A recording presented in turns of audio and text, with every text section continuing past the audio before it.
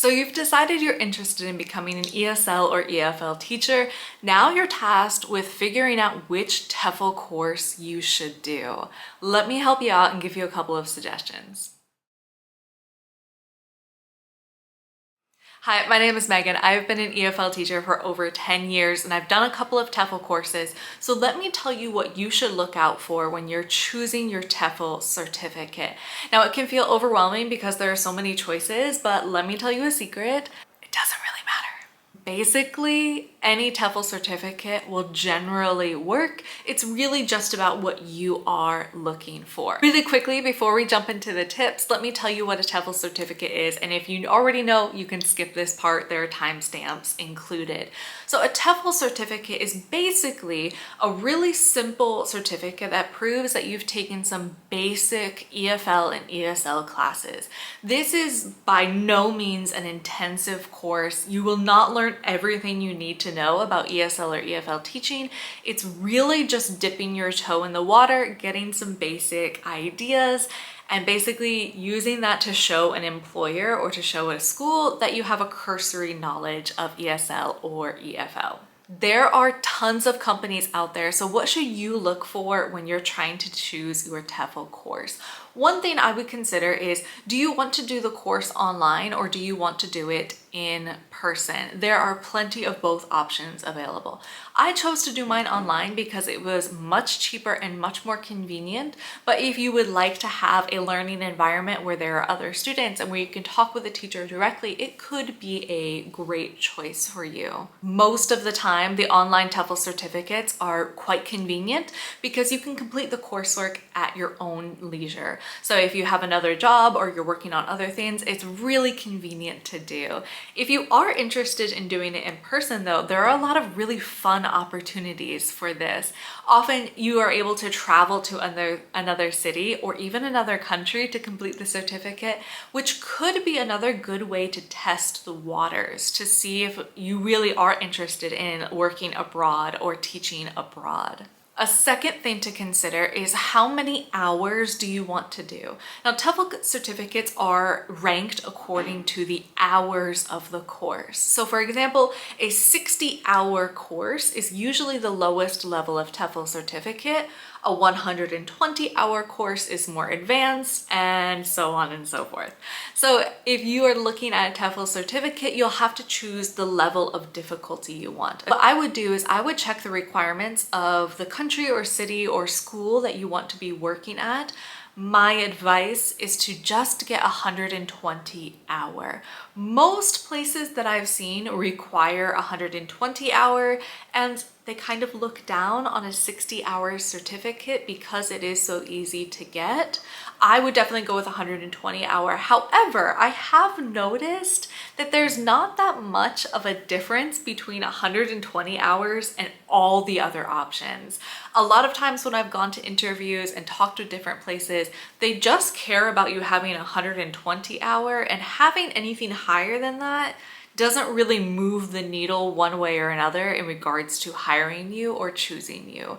As you go through the levels, it's also going to become more expensive as well. So my advice is to just check the requirements, but then maybe just choose 120 hours. Another thing to consider is how much time you have to complete the TEFL certificate. Maybe you're going to be starting your new job in a couple of months. Maybe you want to move in a few months and you just need to get it as soon as possible.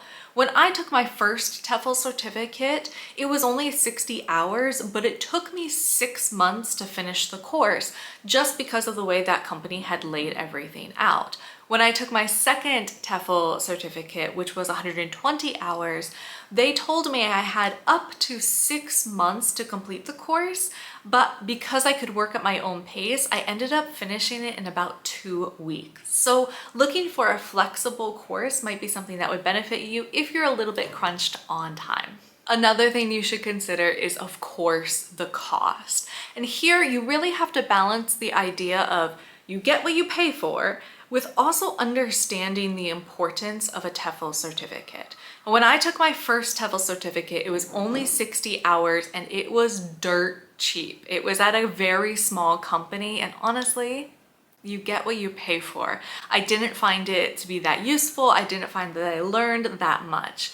However, when I took my 120-hour one, I was looking for a mid-range price and the quality of the material was much better. It was actually helpful. I learned a lot from the course. However, if you see astronomical prices, I would be very wary of that because a TEFL certificate is usually just a basic requirement for most companies and most schools. It's not something that's valued that much. So spending a ton of money on a 120-hour course compared to spending a decent amount of money on a 120-hour course is not going to make the difference in the long run. This is not the difference between going to a community college and going to an Ivy League school. Basically, companies and schools are just looking to check the box that you have a 120-hour certificate. They don't really care where it's from. So just balance that out. You get what you pay for, but don't go crazy because this is just a basic requirement for most schools. Now, as you're looking at all of the options that are available, let me tell you a little bit more about what you should learn in a TEFL course, so hopefully you can choose the right company. Hopefully, you should walk away from the course knowing a few of the basic ESL and EFL terms. You should know terms like ESL and EFL and know the difference between them. You should know things like ELL. What does L1 mean? What does L2 mean? What does PBL mean? These basic terms that are often used in ESL and EFL. Having a TEFL certificate will just make you a little bit more familiar with that terminology.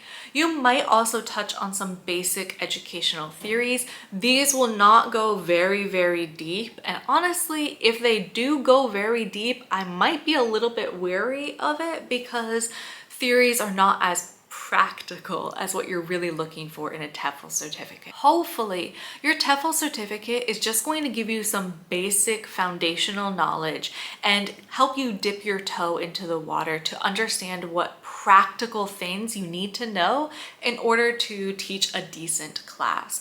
If you're going very, very deep into theory, it might not be as practical as some other courses. Definitely focus on practicality. With that focus on practicality, you'll probably learn some basic classroom management tips about how to organize students, how to control students. You'll definitely learn some tips about how to teach ESL and EFL learners. Things like how to slow down, how to enunciate certain words in your sentences, how to adjust your vocabulary to fit different students' levels, how to guess and understand different students' levels, how to give commands in a way that ESL and EFL learners can easily understand. You might also learn some basic lesson planning techniques. If your course has that, go for it because that's really useful to get some ideas and get some practice about how to construct a lesson plan. Hopefully, your TEFL course will just give you a basic rundown of practical information and get your feet wet when it comes to planning a lesson, teaching students. The last thing I want to touch on when it comes to your TEFL certificate is asking the question, do you even need a TEFL certificate? Now, a lot of companies and a lot of schools do require this. I teach in China, and this is actually a requirement for a visa. So reputable schools are definitely going to be asking for this.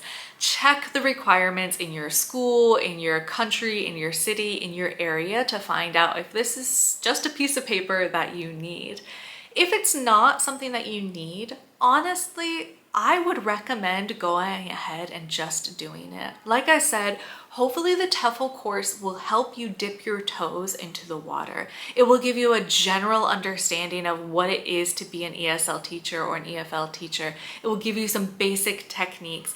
I think doing this could really help new teachers as they're entering the ESL, EFL world. Another thing that could be really helpful too is if you're on the fence about becoming an ESL or EFL teacher, spending a couple $100, taking a course could really help you understand if this is a path you want to go down.